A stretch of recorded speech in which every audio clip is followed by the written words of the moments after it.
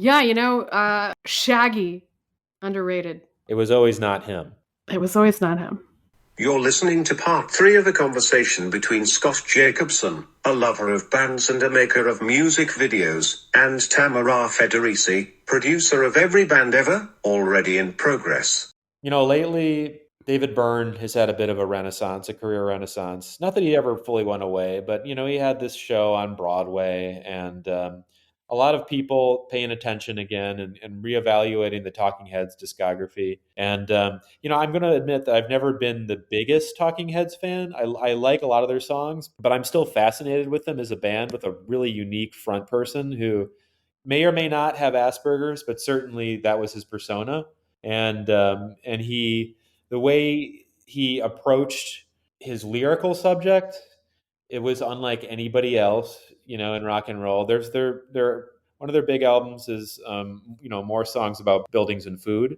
And at the time, this was the 1970s. Not a lot of people were singing about buildings or food, and they came along. And I'm wondering, for one thing, I should stop even asking you this because I think I know the answer, but did you have anything to do with that particular album? Okay, I don't want to be the guy who's just like, so tell me everything. Yeah, I mean, the Talking Heads from the beginning are about like nouns and motion. Like that's what they do. They do nouns Right. and then they do motion. And so objects are part of that. But, a lot of And times, so in a way, songs about I, buildings and food, that was adding two more subjects really. They were saying right, we can't just do nouns and motion, although buildings and food are nouns. right. And then secondarily, objects and murderers. Objects and yeah, They also would cover those. nouns and motions and But objects and murderers. You could exactly. That's really pretty much the Talking Heads. Yeah, you could build a solid, repertoire just on using those. But like, Even now. yeah, Yeah. even now, and many have tried. Many have tried to do, building songs or murder songs. But I mean, there is something to be said for being the first. You look at their albums, and "Remain in Light." Isn't that the one with the "Stop Making Sense" movie? Stop Making Sense was I just love their sense of the sense of quirkiness was not popular at the time and nobody cared. And nobody cared about the Ramones either. Like, but they made it, they kind of made it work. And I want to talk about Tina Weymouth some if you Yeah, don't no, mind I'm going a in that huge direction, fan but I of Chris also have France and Tina Weymouth. I mean, they were unsung heroes, unsung by David Byrne, I should say. And they went on to do Tom Tom Club and have hits of their own. But they, to this day, are on bad terms with David Byrne. And I mean, you were in the studio with these guys, and there must have. I mean, can you tell me anything about the relationship then? Were they on good terms? I think it got worse as it went along, but they just kind of were. I mean, honestly, if Tina Weymouth had been, sort of the rudder for that band, and they kind of let her lead it, it would have been an amazing. They would probably still be together, but David Byrne was clearly the front man, and they were going to do things, his way. I found some notes that I took from working with them at the time, Oh so my I wanted to God, read you really? some. I think they are album titles. So these are Let me rejected see if I album can find. titles from the Talking Heads. Yeah, I think that's what it was. Let me. I just happen to. I have a bunch of crap downstairs, and I And they're a band that found is it. known for having great album titles. So I would love to hear what ended up on the cutting room floor. These were some of the early names when, as the first album. I'm a Toast. I'm a Toast. Heavy with Stapler. There's a House. Hey, I know that guy. Mailman in Love, comma, Letter on Fire. Wow, So that you I can see like that that. one a lot. I'm not sure why they didn't go with that one. This is called Phone Book, comma, Take Me Higher. I like to see a lot of these Um, mix like the prosaic, the everyday with like the divine. That is sort of what they're about. They're about elevating the mundane. Could you give me more? I have Banana Casket, but I don't know that that was That's another referring to a perfect song. example. Wow, this is really cool. So I also forgot that Tony Basil choreographed Once in a Lifetime. Oh So wow. that was pretty. So she's the one who originally came up with that dance. As much as I would like to say that I had any hand in that at all, that was actually her. So Yeah, she's one of these. that's No, I wouldn't say Zelig like figures because she's a star in her own right, but popped up a lot. Um, and a lot, Yeah, yeah, it's surprising. as a choreographer and Um, as a musician. And you knew her. well, here's one. I did. This one is Put It in a Closet. Put it in a And class. oh, that was the original. Yes, this is why I have that. That was the original name of Burning Down the House. And I was like, we've got to take the stakes up a little bit. Do you know what I mean? I totally see your point. Put it in a closet. It's compelling because you're wondering, well, what is it, and why does it need to go in the closet? But burning down the house is immediate. Like you're just thinking, I'm yeah, interested. you're tuned Yeah. in. Put it in a closet. I'm like, huh, maybe. Right. Put it in a closet. You're like, I don't care why. I don't And care I'm not why. even sure if you really find out in burning down the house, No. why did it burn down? I think that's not, Was yeah, there that's their, not their was it concern usually. electrical?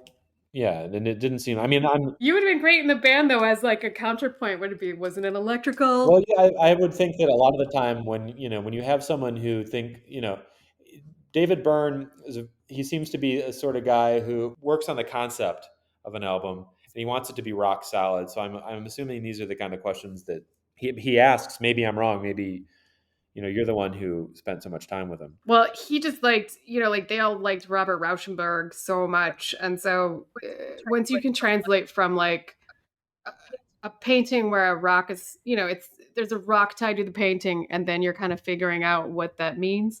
So once you can talk about that with David Byrne, then you can talk about kind of any language with him about how he wants to do his music, if that So you makes can talk sense. about once you can Sort of talk about that obtuse. painting with the rock on it, then you kind of you're in his universe. You get Right. his whole deal. This just begs the question for David Byrne's art: what is the painting? What is the rock? It's catchy. That's the amazing part about them. They make weird, catchy songs that are accidentally catchy and complex and like multi-layered. So that's their greatness. And then it's his crazy dancing that I found out like way after the fact. It was he studied with a marionette named Claude in France. Wow, he studied with a marionette.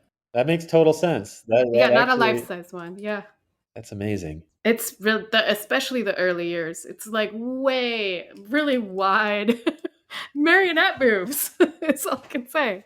Now I There's a know, funny story that Brian Eno tells about David Byrne, where they're walking around in 1970s New York, and different place than it is today, in mean streets, and they were mugged by this gang of like warrior style, street kids, and they grabbed David Byrne and were dragging him off into the bushes, and as they were dragging him, all David Byrne did was he said, "Uh-oh." It just I don't know what it says about the personality, but it's he's an eccentric.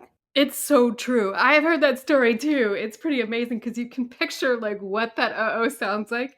Like it almost sounds happy even if he's afraid. Like, uh-oh. I can't even do it. Like, uh-oh. I don't even know. I don't know. I can tell you about that breakup specifically. I think we were starting to talk about that, and then I found Oh my yeah, notes. the band Um, breaking up. I think really what happened was he wanted them to go to Amsterdam, and they wouldn't. And he wanted to put them all on bikes that had been made from recycled sousaphones. And he wanted to do an entire That uh, sounds like him. an yeah, an entire tour on bikes, and they wouldn't. And he called them all assholes, which is very not like the band, but they refused, and they didn't ever fix it. They haven't performed together as a band, but they went on tour with the Bodies exhibit for a few years, The Bodies and they didn't tell exhibit. anybody. No, You're there were talking no about the instruments or exhibit. anything. It's They just actually actual bodies stripped of their skin, just their musculature, and they're posed doing things like panning for gold or like reaching for a kitten up in a tree, that sort of thing. And yep, that they what did they do at the bodies exhibit? they were the Bodies. Whoa. Wouldn't it be Yeah, amazing? I mean, I never went to that. Now I really wish I did.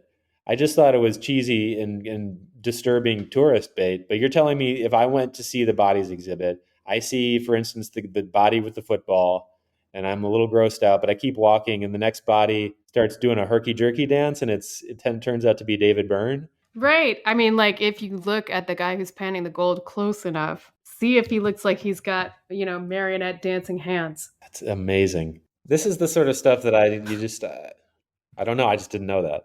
Thank you for letting me spend this time with you. Thanks for asking. I'm so glad we finally got to talk about this. I'm thrilled. Yeah, I mean, and thank you for all of the art that you've helped to bring into the world. Thank you, Scott. I'm so glad that you wanted to talk about this. There's not a lot of people that I talk to about Yeah, it. no, So this has been well, fun. bless you. Go to Every Band Ever on Instagram for updates or to suggest a band. Scott Jacobson is an executive producer on Bob's Burgers, which is entering its 13th season on Fox. Tamara Federici is busy making your favorite freaking band even freaking better. The editor is Velasquez. The audio engineer is Clark Jackson. Thanks for listening. See you next week. What have you done for me lately? Ooh, ooh, ooh. Yeah, what have you done for me lately? Ooh, ooh, ooh. Yeah?